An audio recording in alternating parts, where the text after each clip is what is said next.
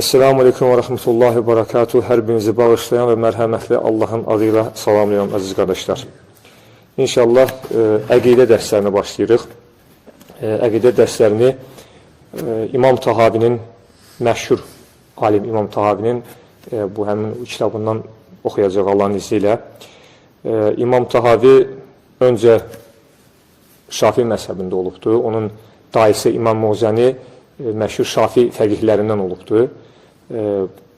Buna baxmayaraq İmam Tahavi məzhəb olaraq öncə Şafi olmasına baxmayaraq sonradan keçib olub Hənəfi məzhəbində. Bunu da belə izah edir ki, deyir, öncələr deyir, mən görürdüm ki, deyir, dayımın yanına hansı bir məsələ barəsində soruşmaq üçün gəlirdilər və o cavab vermək üçün o Hənəfi fiqh kitablarına müraciət edirdi. Bu baxımdan dedim ki, yəni bu belədirsə elə biz Hənəfi fiqh ilə məşğul olaq və İmam Tahavi bizim hal-hazırda kitabxanamızda onun Şərhul Məanil Asir adlı bir kitabı var, 8 cilddən ibarət. O kitabda əsasən fiqhi məsələlərə dair əsərdir.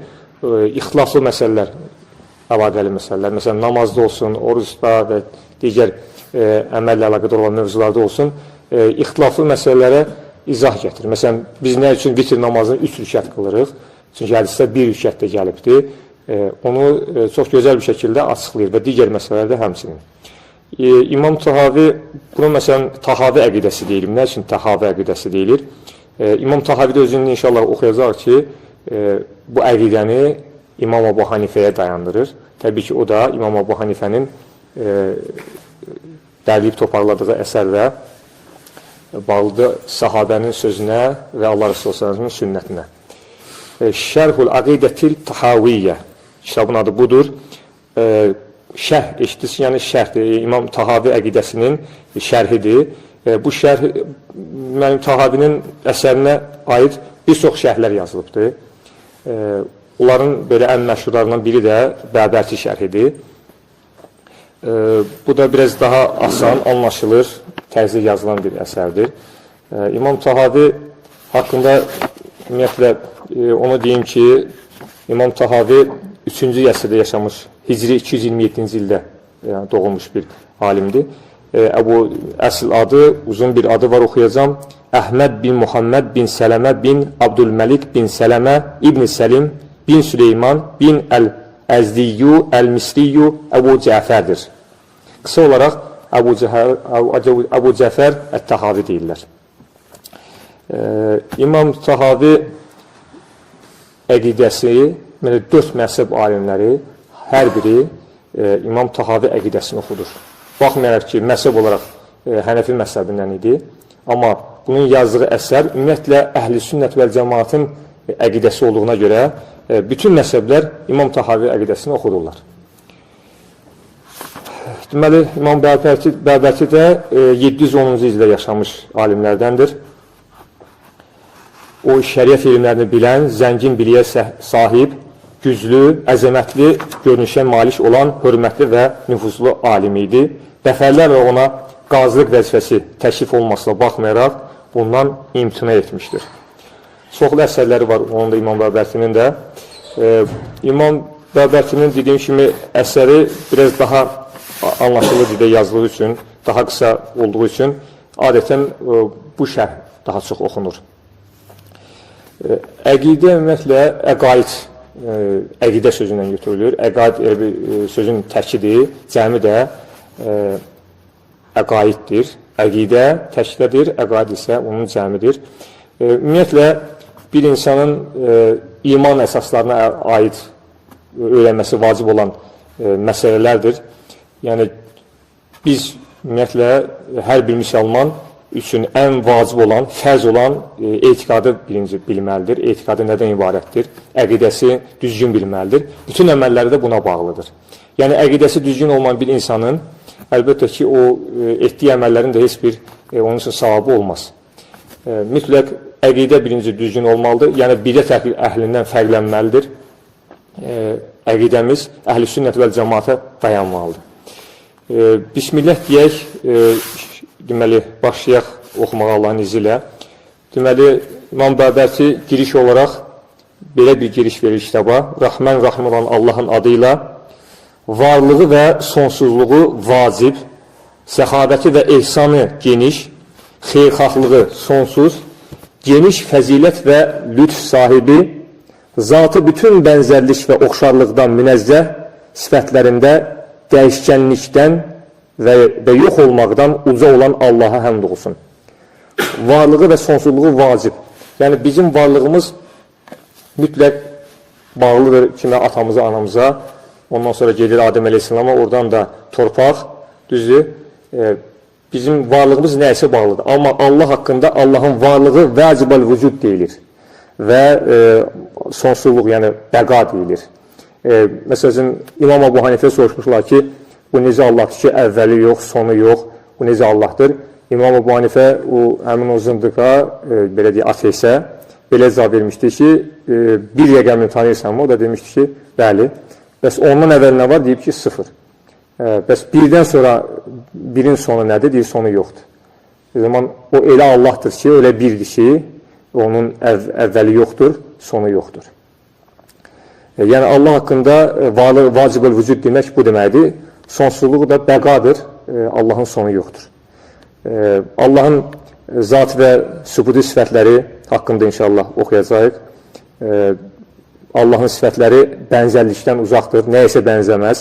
Biz nəyəsə bənzirik, hər bir əşya, hər bir gördüyümüz şeylər hamısı bənzəri var. Amma Allahın bənzəri deyə bilmərik, o yoxsa Allah ola bilməz. Haqqa dəvət edib insanlara doğru yol göstərmək üçün göndərilən Rəsulü Muhammədə, onun ailəsinə və əshabının üzərinə salat və salam olsun. Ağıllı şəxs üçün elmlərin ən üstünü, ən vacibi və ən dəyərlisi və bütün elmlərin əsası Allah Taala'nın mərifətini əhatə edən usulüddin elmidir. Elmlərin şahı, elmlərin ən üstünü əqaid elmidir, usulüddin dedi. Bu terminləri inşallah qardaşlar yadımızda saxlamağa çalışaq. Əqidə, etiqad, usulüddin eyni şeylərdir. Usulüddin dinin əsasları deməkdir. Dinin əsasları, yəni etiqad edilmiş şeylər, İslam dinində etiqad edilmiş şeylər nə varsa hamısı usulüddindir. Yəni dinin əsasları. Usul nədir? Əsas nədir? Əsasın cəmi usuldur. Yəni dinin əsasları mənasındadır. Yəni etiqaddır. Quran-ı Kərimdə buyurulduğuna görə ins və cin, yəni insanlar və cin Allah mərifətinə görə yaranmışdır. Yəni Allahı bilmək üçün, tanımaq üçün yaranmışdır. وَمَا خَلَقْتُ الْاِنْسَ وَالْجِنَّ إِلَّا لِيَعْبُدُونَ Mən cinləri və insanları yalnız mənə ibadət etsinlər deyə yarattım, buyurur Allah Teala. Quranın məşhur təfsirçisi, ilk müfəssir İbn Abbas radiyallahu anh bu ayəni təfsir edərkən deyir ki, cin və insanları məni tanımaları üçün yarattım. İbadət etmək üçün Allah Teala buyurur, liya'budun, məni tanımaları üçün. Yəni, öncə Allahı tanımalıyıq, tanıdıqdan sonra Allah'a ibadət etməliyik. Allahı tanıyan insanlar ona düzgün şəkildə ibadət edirlər. Hər kəs deyir, mən Allahı tanıyıram, amma Allahı doğru düzgün tanımaq, onun sifətləri ilə, onun feilləri ilə, zatı ilə bərabər düzgün tanımaqdan keçir. Bir bədəvi Allah Resulü s.ə.v soruşur ki, mənə elmin ecazkarlığını öyrət, ya Resulullah. Peyğəmbər s.ə.v buyurur ki, elmin əsasından nə öyrəndin? O da deyir ki, elmin əsası nədir? Peyğəmbər s.ə.v buyurur ki, Allahı tanımaqdır. Yəni, elmin şərəfi Allahı tanımadadır.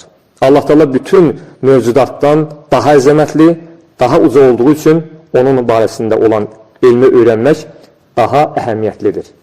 Yalnız onu əldə etməklə nizat tapıb dərəcələr qazanmaq mümkündür. Artıq İslam ümməti çoxlu firqələrə bölünmüşlər, lakin onlar arasında nizat tapacaq olanlar Nəbimizin sallallahu aleyhi və səlləm öz hədisində işarət etdiyi firqədir. Nəfsim qüdrət əlindəki Allaha and olsun ki, ümmətin 73 firqəyə parçalanacaq. Biri cənnətdə, 70'si isə cəhənnəmdədir. Soruşda ki, ya Resulullah, onlar kimlərdir? Buyurdu ki, mənim və səhabələrimin yolu. Buyurdu ki, əhl-i sünnət vəl cəmaat. Dedilər ki, əhl-i sünnət vəl cəmaat kimdir? Buyurdu ki, mənim və səhabələrimin yolu. Ağıllı şəxs əhl-i sünnət vəl cəmaat yolunda olub, həva və bidət əhlindən uzaq durmalıdır. Həqiqətən ən layiqli yol səhabə, tabiinin və salih sələflərin keçdiyi yoldur. Yəni bizim yolumuz əhl-i sünnət vəl cəmaat yoludur. Bunlar inşallah açıqlama gələcək. Əhl-i sünnət vəl cəmaat nə deməlidir? Sahabənin yoludur. Onları təqib edən tabinin yoludur. Yəni tabin sahabəni görənlərə deyilir. Və onları elmdə, əməldə, imanda təqlid edən kəslərdir. Əbu Cəhəl Təhavinin yazdığı kitabda ləfsinin şirinliyi və faydasının çoxluğuna görə insanlar onu oxumaq və əzbərləmək istədirlər. Belə ki, mən onun sirlərini açıqlamaqla, çətin məqamlarını izah etməklə, örtülü qalan yerlərini açmaqla, xeyr və səxavət sahibi bütün mövcudata varlıq bəxş edən Allaha arxalanaraq kitaba qısa şərh verdim. Bundan sonra girişinə başlayır. Birinci dərs olaraq İmam Tahavi rəhməhullah demişdir. Bu kitab İslam dininin fiqh alimi Əbu Hanifə, Numan İbni Sabit Əl-Kufi, Əbu Yusuf Yaqub İbni İbrahim Əl-Ansari və Əbu Abdullah Muhammed İbni Əl-Həsən Əş-Şeybaninin məzhəbinə görə əhl-i sünnət vəl-cəmaat əqidəsinin bəyanını zikr edən, dinin əsaslarında inanılması lazım olan və onunla aləmlərin Rəbbinə qulluq edilən şeyin açıqlaması haqqındadır. İmam Tahavi girişində deyir ki, birinci dərs olaraq qeyd edir ki, bu kitab, bu əqidə kimin əqidəsinə dayanır? İmam Əbu Hanifənin, onun tələbəsi İmam Yusufun və İmam Muhammedin. Bu üç məzhəb alimlərin zikr edir. Həqiqətən də alimlər arasında ilk əqidəyə dair kitab yazan İmam Əbu Hanifədir. Fiqhul Əkbər. O kitabın adını Fiqhul Əkbər, ən böyük fiqh qoyubdur. Ancaq biz bilirik ki, əqidə ayrıdır, fiqh ayrıdır. Fiqh əməllərlə bağlı olan belə elmdir. Əqidə isə imanla və əlaqədar olan bir elmdir. İmam Əbu Hanifə, yəni fiqh bilmək deməksə, yəni biliriksə ən böyük fiqh o nədir? Əqidə elmidir, bunu bilməlidir. Adını da belə qoyubdur. Və ona görə də hər kəs İmam Əbu Hanifənin Fiqhul Əkbərini oxuyur, məzhəbindən asılı olmayaraq. Və İmam Tahavi də bu üç alimin yolunu seçibdir. Yəni deyir, yəni bunu onların məzhəbinə görə qurmuşam. Və burada yazılan, oxuduğumuz hər bir şey İmam Bərbəti bir-bir izah edir. Əqidə nədir? Qəlbin bağlandığı bir şeydir və böyük bir niyyətlə qərar verməkdir. Əqidə elə bir şeydir ki, öncə qəlb ona bağlanmalıdır və qərar verməlidir. Yəni bir inansız bir insan düşünün, o İslam haqqında məlumatı yoxdur və məlumat da olsa belə səthi yanaşır bu məsələyə. Ona görə onun qəlbi öncə bu işə bağlanmalıdır, İslamdan xəbəri olmalıdır. Bağlanandan sonra da bu işə qərar verməlidir ki, artıq mən bu əqidə üzrəyəm, mən artıq cahillərlə yox, artıq İslam əqidəsi üzrəyəm, buna da qərar verməsi lazımdır. Möhkəm bir qərar gəlib, qəlbi bir şeyə bağlanan şəxsə filan kəs etiqad etdi deyilir. Usulüddin elmi bədən üzvlərinin əməlləri ilə deyil, qəlblə bağlı olduğu üçün əqidə adlanmışdır. Demək, usulüddin dediyimiz əqidə elmidir, bədən üzvlərinə əlaqədar olan elm deyil, qəlblə əlaqədar olan elm olduğu üçün belə adlandırılmışdır. Firuddin elminin əksisi olaraq usulüddindən məqsəd əqidənin özüdür. Firuddin dediyimiz fiqh elmidir. Bu kəlmələri yadımızda saxlayaq arkadaşlar. Firuddin, fiqh elminə dair. Elmi haldan öyrənirik. Namazı pozan hallar, dərs namazı pozan hallar, orucu pozan hallar və digər məsələlər fiqhdə öyrənilir. Firuddin deyirlər buna. Amma əqidə əlaqədar olan elmin adı isə usulüddindir. Usulüddindir. Sonra burada sünnət kəlməsini izah eləyir. Yəni, kitab yazılır və oxuyan bilməlidir ki, əqidə deyərkən nə başa düşülməlidir? Sünnət deyərkən biz nə anlamalıyıq? Sünnət lüğətdə yol deməkdir. Bəzən sünnətə Peyğəmbərlə sallallahu aleyhi və səlləm yanaşı səhabilərin yolu da aiddir. Deməli, sünnət nəyin əksidir? Bidətin əksidir. Allah Resulü sallallahu aleyhi və səlləmin yoludur. O, Allahdan nə almışsa, onu öyrədib bizə. Ona görə də Allah Resulü sallallahu aleyhi və səlləmin sünnəti biz üçün əsasdır. Yəni, bizdə iki dənə qaynaq var. Bir Quran və bir də Allah Resulü s.ə.v-in sünnəti. Və bəzən də sahabənin sünnəti də bura aid edilmişdir. Peyğəmbər s.ə.v buyurur ki, mənim sünnətimdən və məndən sonra raşidi xəlifələrin sünnətindən yapışım. Mənim sünnətimdən, mənim yolumdan və bir də raşidi xəlifələrin, yəni yol görsədən, doğru yol görsədən xəlifələrimin yolundan, yəni sahabələrin yolundan möhkəm yapışın deyir. Lakin burada məqsəd Nəbimizin sallallahu aleyhi ve sellem getdiyi yoldur. Yəni sahabə ayrı bir sünnət gətirməmişdir. Ayrı bir yol. Sünnət nə idi? Yoldur. Yeni bir yol gətirməmişdir. Allah Resulü sallallahu aleyhi ve sellemin yolunu bizə izah edirlər. Həyatlarını yaşayaraq və Peyğəmbər sallallahu aleyhi ve sellemin gördüklərini bizlərə anlatmışlar. Uca Allah buyurur ki, Qul həzihi səbili əd'u ilallah alə basirətin ənə və mən ittəbə'ani. Ya Rasulum de, bu mənim təbliğ, dəvət yolumdur. Mən və mənə tabi olan möminlər açıq-aşkar bir dəlillə insanları Allaha çağırırıq. Ayəsinə əsasən bu yola dəvət etməyə əmr olundu. Ayədə nə deyildi? Rasulullah s.ə.v Allah təala buyurur ki, bu mənim təbliğ etdiyim yoldur, bu mənim təbliğ etdiyim yoldur. Mən və mənə tabi olan möminlər açıq-aşkar bir dəlillə insanları Allaha tərəf çağırırlar. Demək ki, Rasulullah s.ə.v eyni zamanda sahabə. Bu işin içərisində sahabə də vardır. Bəziləri sahabəni bir kənara qoyurlar. Deyirlər ki, 200 sənə sahabə qaldı, Allah Rasuluna inanan. Qalanlar hamısı müşrik oldu, yoldan azdı. Belə deyirlər.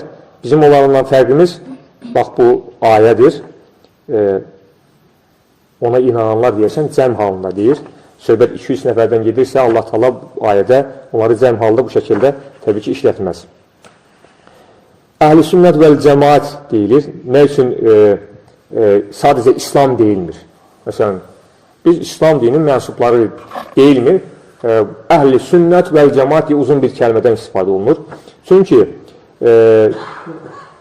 Peyğəmbərin s.ə.v vəfat edəndən sonra bir çox firqələr ortalığa çıxdı. Mötəzilə firqəsi, qədəriyyə, cəhmiyyə, mücəssimə, müşəbbihə, hər biri ayrı-ayrı firqələrdir, bidət firqələrdir və bu gün də doğmaqdadır. Peyğəmbər s.ə.v buyurur da 72 firqəyə ayrılacaq ümmətim və həqiqətən də bəziləri onu hesablayırlar, həqiqətən 72 firqədən ibarət. Bəzi ümumiyyətlə Rasulullah s.ə.v bunu məcazi olaraq ifadə etmişdir deyirlər. Dolayısıyla bütün bu biz yanı bunlardan deyilik mənasına gəlir. Əhl-i sünnət vəl cəmaət. Cəmaət kəlməsini açıqlığı gətirir. Cəmaatdan məqsəd səhabə və onlara yaxşı əməlləri ilə tabi olanlardır. Və Peyğəmbərimizin sallallahu aleyhi ve sellem bu yol mənim və sahabəmin yoludur. Hədisi buna işarədir. Həmin yol həva və bidət əhlinin yoluna zid olduğu üçün əhl-i sünnət və cəmaət yolu adlandırılmışdır. Cəmaət nədir? Təfriqənin parçalanmanın ziddidir. Orada cəmaət kəlməsi ona görə düşülüb ki, əhl-i sünnət bilir ki, Allah Resulü s.ə.v-in, onun səhabənin yolu vəl cəmaətdə təfriqədən, parçalanmadan uzaq bir olan yoldur. Kim ki, cəmaətdən uzaq qalırsa, o demək əhl-i sünnətdən deyil, İslamdan deyil, dolayısıyla İslam cəmaatından deyildir, Allah Resulü s.ə.v-in göstərdiyi yolla deyildir. Bugün müsəlmanlar hamı məscidi üst tutur, bərabər bir yerdə namaz qılaq deyir. Bəziləri buradan ayrılırsa, demək ki, onlar əhl-i sünnət vəl cəmaət deyirlər. Cəmaatdan ayrı düşənlər və bidət əhlidirlər. Allah Teala ayədə buyurur, Bəqərə surəsində فَاِنْ آمَنُوا بِمِثْلِ مَا آمَنْتُ بِهِ فَقَدْ اِهْتَدَوْا Əgər onlar sizin iman gətirdiyiniz kimi iman gətirsələr, əlbəttə doğru yolda olarlar. Baxın, demir ki, Allah Resulü s.ə.v iman gətirdiyi kimi. Əgər onlar sizin iman gətirdiyiniz kimi, dolayısıyla orada qəsd olunan səhabələrdir. İşin içərisində səhabə də vardır. Səhabəni bir kənara atmaq olmaz. Sünnət, bəziləri sünnətsiz İslamı qəbul edirlər. Dolayısıyla Allah Resulü s.ə.v-in hədislərini bir kənara qoyurlar ki, onlar qorunmur Quran kimi, sadəcə Qurandan yapışırlar. Amma Allah Resulü s.ə.v-in sünnəti olmadan, səhabənin bildirdikləri olmadan İslam anlaşılmaz heç bir şəkildə. Cümə surəsi 2-3-cü ayələrdə Allah təala buyurur ki, ümmilərə, yazıb oxumaq bilməyən ərəblərə olan, özlərindən onlara Allahın ayələrini oxuyan, onları şirkdən təmizləyən, onlara kitabı və hikməti öyrədən bir peyğəmbər göndərən odur. Həqiqətən onlar daha əvvəl açıq aydın bir zəlalət içində edirlər. Allah bu peyğəmbərləri özlərindən olub, hələ onlara qoşulmamış başqa kimsələrə də göndərmişdir. Allah bu peyğəmbəri özlərindən olub, hələ onlara qoşulmamış başqa kimsələrə də göndərmişdir. O, qüdrətlidir, hikmət sahibidir. Deməli, Müslümin səhihində keçən bir rəvayətdə sahabə Rasulullah s.ə.v-dən soruşur ki, hələ onlara qoşulmamış başqa kimsələr kimlərdir? Buradan kimlər qəsd olunur? Peyğəmbər s.ə.v buyurur ki, Müslümdə keçən bir hədisdir. Əlini Salman Farisinin çininə qoyur, deyir ki, bunların millətindən elə kimsələr gələcək ki, elm, bəzi yerdə də iman kəlməsi keçir, Süreyyə ulduzunda olsa belə onu oradan alacaqlar. Salman Farisi bilir ki, Fars idi, İrandan idi və onların nəslindən elə kimsələr gələcək ki, elm, bir hədisdə də iman, Süreyyə ulduzunda olsa belə onu oradan gətirəcəklər, onu əldə etməyə çalışacaqlar. İmam Suyuti, Şafii məzhəbinə olmasına baxmayaraq, deyir ki, bu hədislə Allah Resulü s.ə.v İmam Əbu Hanifəni qəsd etmişdir. Çünki Salman Farisi, o da İranlı idi, Əbu Hanifə də oradan idi. Məzhəb kəlməsi, məzhəb gedilən yerdir və ona tabi olunan yoldur. Hər bir müstəhidin rəyi üzərinə təyin olunan bir ifadədir. İmam Əbu Hanifənin rəhməhullah hökmlərinə Hənəfi məzhəbi deyildi. Sanki ona təqlid edən kəs bu istiqamətdə gedib ona tabi olur. Məzhəb də bəzilər deyirlər ki, bu məzhəblər nə ehtiyac var?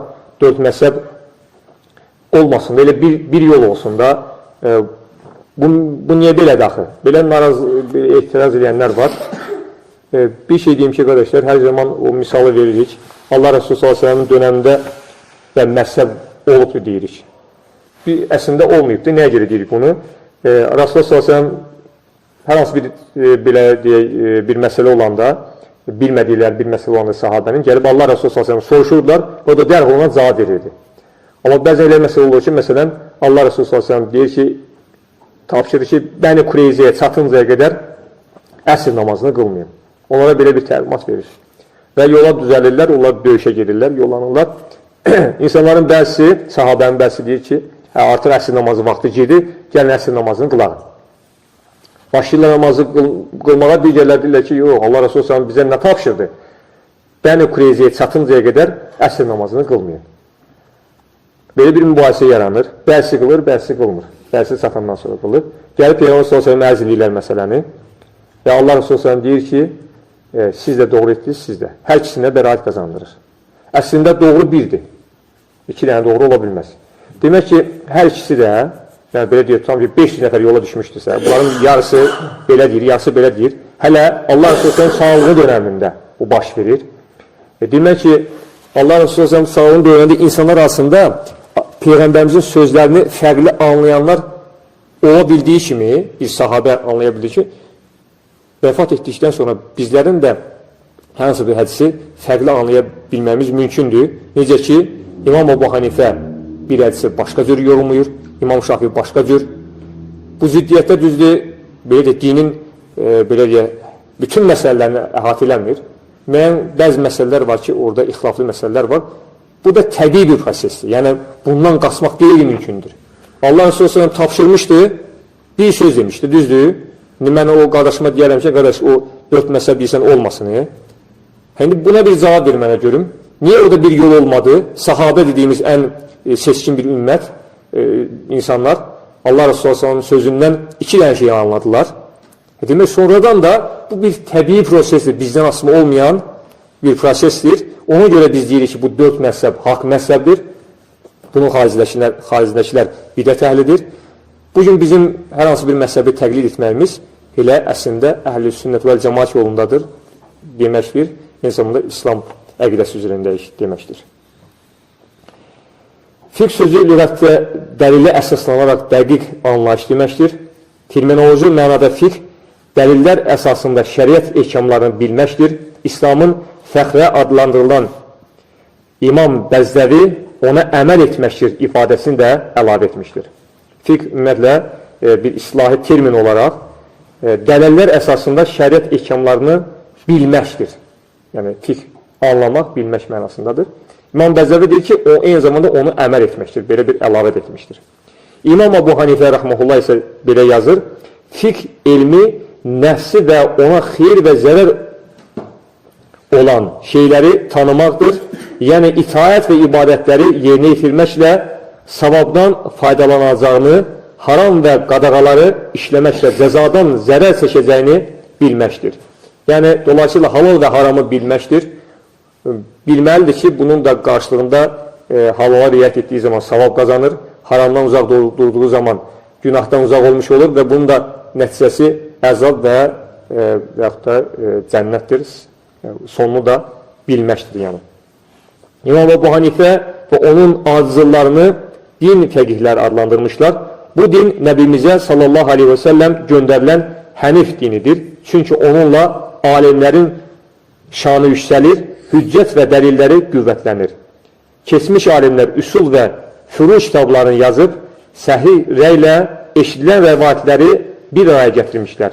Bu mənadakı fəqihlər şəriət əhkamlarını dəlilləri ilə bilən və ona əməl edənlərdir və onlar bu ikisini bir yerə cəm etmişlər. Fiqh elminə dair əsərlər yazılıb, eyni zamanda etiqad dair əsərlər də başda İmam Əbu Hanifə, Fiqhul Əkbər, ondan sonra İmam Tahavi, bugün də şərhlər yazılır.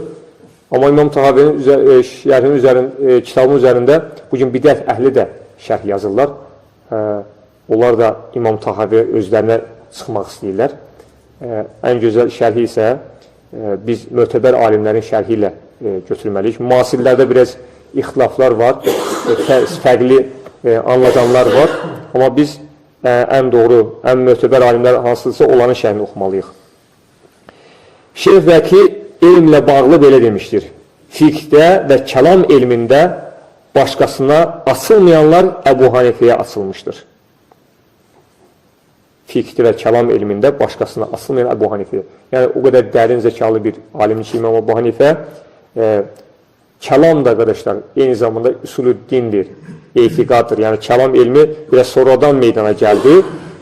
Kəlam elmi, belə deyək, bu əqidə elminin davamıdır, daha genişdir. Orada artıq bidət məzhəbləri ilə mübarizə var, onlara cavablar var.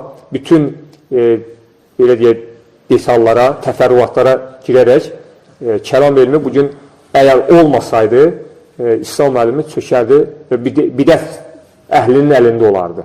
Ona görə baxmayaraq ki, bəziləri kəlama dil uzadırlar, kəlam alimlərinin dil uzadırlar. Ümmətin, belə deyək ki, böyük faizi kəlam alimləridir və mötəbər alimlərdir. Başda ilə İmam Əbu Hanifənin özü olsun, ondan sonra gələn Fəxrəddin Razi olsun, bizdə təhsil kitabı var. İmam Qazali olsun və digərləri, ümumiyyətlə, onlar olmasaydı həqiqətən də din ayaqüstə qalmazdı, bidətçilərin əlində olardı. Şeyx Həsən deyir ki, Nəzər bin Şəmilin belə söylədiyini eşitdim. Əbu Hanifə rəhməhullah fiqhə açıqlamalar, izahlar və şərhlər etməklə elmdən qafil olan, laqeyd yanaşan insanları oyandırmışdır. Yəni, fiqh əsəri ortalığa qoydu ki, insanlar bilsinlər, xəbərdar olsunlar. Namazı olan hansılardır, oruc necə tutulmalıdır, pozan hallar hansılardır, imama necə uyular, dəst namazı pozan hallar və digər ümumiyyətlə fiqhlə əlaqədar, əməllə əlaqədar olan mövzular hamısı işlənməlidir ki, insanlar bundan məlumatlansın və bunu da işli başladan İmam Əbu Hanifə rəhməhullah olmuşdur. İmam Şafi İmam Əbu Hanifənin tələbəsi olmuşdur. Deyir ki, bütün insanlar fiqhdə Əbu Hanifəyə borcludur. Baxmayaraq ki, İmam Şafi başqa bir məzhəbin alimidir, ayrıca bir müstəhiddir, 4 məzhəbin banilərindən biridir. Amma alimlərdə, əsl alimlərdə təvazükarlıq vardır, təəssübkeşlik yoxdur, öyünmək yoxdur, həqiqəti qəbul etmək vardır. Ona görə də, hətta başqa bir sözündə deyir ki, bütün alimlər İmam Əbu Hanifənin uşaqları nisbətindədir. İlmi o qədər dərindir. Hətta İmam Şafii deyir ki, Malik ibn Ənəs dedi, Əbu Hanifəni gördünmü? O cavab verdi. İmam Malik də 4 məzhəb alimlərdən biridir. Soruşur ki, İmam Şafii, Əbu Hanifəni gördünmü? İmam Malik də deyir ki, bəli, elə bir adam gördüm ki, əgər bu dirək haqqında səninlə danışsa, yəni desə ki, bu taxta qızıldır, dəlil getirərək taxta dirəyin sənə qızıldan olduğunu ispat edər. O qədər dərin elmə malikdir ki, hansımız bu taxta haqqında sübut edə bilər ki, bu qızıldır. Gəlin, insanın o qədər dərin elmi olsun ki, onun qızıl olduğunu sübut eləsin. İlmin dərinliyi bu qədər olan alimdən söhbət gedir. Və ona görə İmam Tahavi deyir ki, mən əqidə ilmini İmam Əbu Hanifənin həmin o Fiqhül Əkbərinə dayandıraraq yazdım, qələmə aldım. Əmələ gəlincə Əli bin Zeyd belə demişdir, Əbu Hanifənin rəhməhullah Ramazan ayında Quranı 60 dəfə xətm etdiyini, günə kirəyən düşür, bir xətmi gecə və bir xətmi gündüz etdiyini gördüm. Hafız İbn-i Qiyas isə onun haqqında deyir ki, Əbu Hanifə 40 il sübh namazını işə namazının dərs namazı ilə qılardı. Onun elm və əməlindəki təqdirə layiq keyfiyyətləri məşhur və saysızdır. Demək, 40 il İmam Əbu Hanifə işə namazının dərs namazı ilə sübh namazını qılır. Yəni, adam gecə də yatmır. Biz gedib başımızı qoyub yatacaq bundan sonra. İmam Əbu Hanifə ondan sübh namazını qılarmış. Mühəddislərin hədis alimləri İmam sayılan Əbu Cəfər Tahavi onların elmlə əməli bir arada cəm etdikləri və bunun da əhl-i sünnət və cəmaatın əsası olduğu qənaətinə gəlmişdir. Buna görə Tahavi onları dinin fəqihləri adlandırmış və Əbu Hanifəni özü üçün imam seçmişdir ki, bunun səbəbi Əbu Hanifənin səhabə əsrində doğulması və onların bəzisindən hədis rəvat etməsidir. Tabiin zamanında fiqh öyrənmiş və onların bəziləri ilə münazirələr etmişdir. Quran-ı Kərimdə buyurduğuna görə Allah onlardan razı və onlar da Allahdan razıdır. Yəni, İmam Əbu Hanifə elə bir əsrdə yaşayıb ki, Allahın onlardan razı olduğu, onların da Allahdan razı olduğu sahabədən tabiin öyrəndə, tabiin kimləri Peyğəmbərimizi görməyən, sahabəni görən kəslərdir. Yəni, birbaşa elmi onlardan alan kəslərdən öyrəndi.